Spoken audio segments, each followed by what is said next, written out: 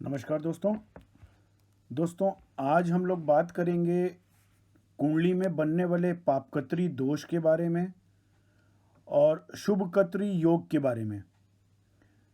मित्रों, पापकत्री दोष एक ऐसा दोष है जो आपका सारा जीवन संघर्षमय बना देता है। हर व्यक्ति बड़ा धन, मान, सम्मान, पैसा, लग्जरी सब चाहता है, लेकिन क्योंकि कुंडली में लगन के दाएं और बाएं में अगर इस तरह के पापकत्री ग्रह बैठे हों, पाप वाले ग्रह बैठे हों, तो वो पापकत्री दोष नामक एक योग तैयार करते हैं जो हमको सारा जीवन संघर्ष कराते हैं। होता क्या है मित्रों, यहाँ पर कुंडली में जब भी लगन मतलब सोल, जैसा आप स्लाइड में देख रहे हैं, लगन के दाएं और बाएं अगर राहु, शनि, केतु या नीच का मंगल, ये चारों ही पापग्रह कहलाते हैं ज्योतिष में।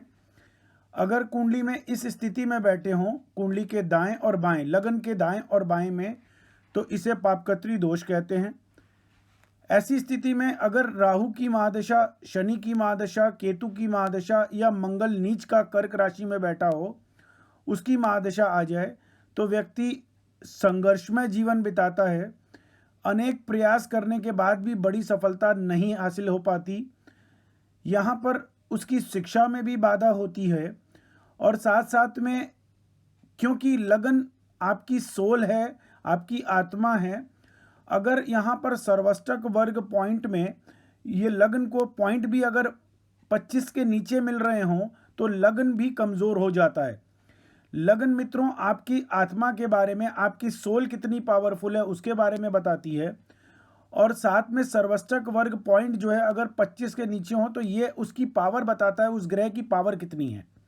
25 से 30 के अंदर एक अच्छी स्थिति होती है, 30 से 40 के अंदर बहुत अच्छी स्थिति होती है। यहाँ पर क्योंकि कुंडली में राहु जब भी इस स्थिति में बैठा होता है, शनि इस स्थिति में बैठा हुआ होता है, तो हम ऐसे घर में जन्म लेते हैं जहाँ पर पहले ही धन का अभाव हो, जहाँ पहले ही पैसे की दिक्कतें हों, जहाँ पहले ही संघर्षमय जीवन पिता का चल रहा हो। होता क्या है, राहु जिस जगह पे स्लाइड में आप देख रहे हैं लाल खाने में, ये आपकी घर का माहौल, आपके पिता का माहौल, आपके घर, जिस घर में आप पैदाइश आपकी हो रही है, उस माहौल के बारे में ये बताता है। आप जिस वातावरण में जी रहे हैं, आपका मकान, या आप जिस जगह पे किराए पे भी अगर रह रहे हैं, तो आसपास के जो नेबर्स हैं, अगल बगल के लोग, उसके बारे में ये सेकंड हाउस बताता है। कुंडली में से सेकंड हाउस कहते हैं जहाँ राहु बैठा है। तो इसे ऐसी स्थिति में आपको संघर्षमय जीवन मजबूरी में बिताना पड़ जाता है। आपको सफलता मिलती नहीं है, आपको वो माहौल नहीं मिल पाता कि आप आगे बढ़ पाएँ। यहाँ पर कुंडली में अगर राहु की ऐसी स्थिति में ऐसा पापकत्री दोष आपकी कुंडली में बन रहा हो और उसमें राहु की महादशा चल रही हो, तो ये तो और भी दिक्कत वाली बात होती है कि पग पग हर कदम पे संघर्ष करना पड़ता है, हर चीज़ के लिए संघर्ष करना पड़ता है और व्यक्ति धीरे धीरे करके उस आदत में, उसकी आदत में वो संघर्ष जो है वो आ जाता है। और उसके बाद क्योंकि पापकत्री ऐसा ये पापकत्री दोष है, अगर राहु के नक्षत्र में आद्रा, शीतविषा, मूल नक्षत्र में, इस तरह के नेगेटिव नक्षत्रों में भी अगर ये ग्रह बैठे हों, तो जिसको कहते हैं कि और स्थिति और खराब हो जाना। एक तो कुंडली में पहले ही पापकत्री दोष, ऊपर से और भी अगर इस तरह के मेलेफिक नक्षत्र जो होते हैं, खराब नक्षत्र, दूषित नक्षत्र जिसे कहते हैं, उन नक्षत्रों में भी अगर ग्रह बैठे हों तो वो और भी स्थिति खराब कर देते हैं। अब मित्रों बात करते हैं शुभकत्री योग के बारे में। सेम ऐसी ही स्थिति होती है, लेकिन यहाँ पर अब अशुभ ग्रह नहीं बैठे होते। आप दूसरी स्लाइड देख रहे होंगे, उसमें एक तरफ गुरु बैठा है जो कि ज्ञान का कारक है, विजडम का कारक है, और एक तरफ शुक्र बैठा है जो कि लक्ष्मी का कारक ही होता है। यहाँ पर जन्म कुंडली में मैंने लिखा है, जन्म कुंडली में लगन के दोनों ओर अगर शुभ ग्रह हों तो बिना अधिक मेहनत किए ही सफलता, ऐश्वर्य, धन, वाहन, ये सब सुख मिल जाते हैं। और born with a silver spoon, यहाँ born with a silver spoon का मतलब ये है कि आप ऐसे घर में पैदाइश आपकी होती है, आपका जन्म ऐसे घर में होता है जहाँ पर पहले ही वाहन हो, जहाँ पहले ही लग्जरी हो, घर में पहले ही एसी लगे हुए हो, पिता का व्यापार पहले ही जमाया हो, और आप उस घर में आपकी पैदाइश होती है जिसमें आपको अच्छा भोजन, अच्छा सुख, अच्छा ऐश्वर्य, अच्छा माहौल, अपना मकान और सुख सुविधाएं पहले ही उपलब्ध होती हैं। इसलिए आपको बहुत संघर्ष नहीं करना पड़ता। और होता क्या है मित्रों, जब एक व्यक्ति 0 से शुरू करता है तो उसको फिर 0 से 10 तक बनाने में आधी जिंदगी बीत जाती है।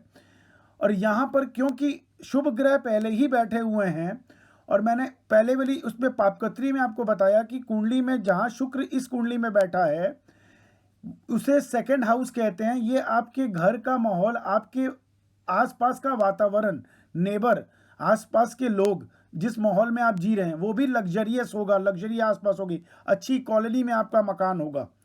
तो ये सारी चीज़ें बताती है कि पिता के पास धन भी है, ऐश्वर्य भी है, जिस घर में आपने जन्म लिया वहाँ सुख सुविधाएं आपको मिलेंगी और पैदाइश से मिलेंगी। यहाँ पर उसके बाद भी शुक्र की महादशा और गुरु की महादशा और शुभ कोई भी महादशा आ जाए तो वो तो सोने पे और सुहागा हो जाता है। मतलब आप लाखों के ज़िंदगी से शुरू करेंगे और जीवन जीते जीते आप करोड़पति बन जाएंगे। ये ग्रह शुक्र और गुरु अगर इस स्थिति में बैठे हुए हों। यहाँ पर मित्रों लग्न को फिर से देखना आवश्यक होता है।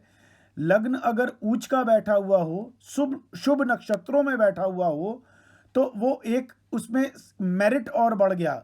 उस लग्न क्योंकि हमारी सोल के बारे में बताता है, हमारी आत्मा के बारे में बताता है, वो और पावरफुल हो जाता है। और यहाँ पर अगर वो लग्न की महादशा आ जाए, गुरु की महादशा आ जाए, शुक्र की महादशा आ जाए, तो समझ लीजिए पूरा ही जीवन बचपन से लेकर आखिरी तक आप ऐश्वर्य ही देखेंगे, लग्जरी ही देखेंगे, निरंतर बढ़ते चले जाएंगे, बैंक बैलेंस भी बढ़ेगा और वाहन सुख भी बढ़ेगा। पहले छोटे वाहन पे जब आप पैदाइश हुए होंगे, हो सकता है उस समय छोटा वाहन हो, लेकिन जब आपकी पैदाइश उस घर में हो जाएगी तो उसके बाद से बड़े वाहन, एक से ज़्यादा वाहन का सुख भी आप भोग करेंगे, अच्छे भोजन का भी भोग करेंगे। ठीक है मित्रों अगर ये स्लाइड आपको पसंद आ रही है, ये छोटा सा वीडियो आपको पसंद आ रहा हो, मैं ऐसे ही अनेकों वीडियो डालने वाला हूँ स्लाइड के माध्यम से, ताकि कम समय में आप एक एक टॉपिक को अच्छे से समझ पाएं और अपनी कुंडली में उससे देख पाएं।